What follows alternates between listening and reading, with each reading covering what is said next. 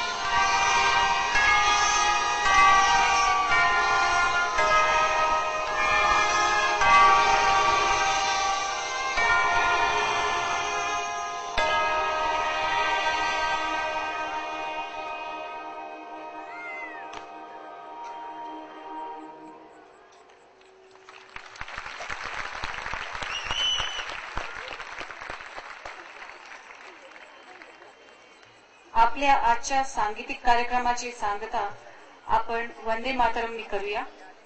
मातृभूमीसाठी बलिदान देणाऱ्या स्वातंत्र्यवीरांना आपल्यातर्फे ही श्रद्धांजली. हे गीत लिहिलं बंकिमचंद्र चॅटर्जी यांनी, स्वरबद्ध केलं हेमंत कुमार यांनी आणि आनंद मठ चित्रपटासाठी गाऊन लता मंगेशकरांनी वंदे मातरम अजरामर केलं. याचं संयोजन आणि संचालन केलंय सार्जंट जोब यांनी. Ladies and gentlemen, we now come to the end of our show. The Indian Air Force, besides fighting mass in Kargil and Siachen, is also involved in various other operations. We pay tributes to those brave men and women who marched to the gallows during the British Raj, performing our concluding piece, Vande Mataram, the timeless classic, written by Bankim Chandra Chatterjee, composed by Hemant Kumar, and immortalized by great Lata Mangeshkar in the movie Anand Math, arranged and conducted by Sergeant Job.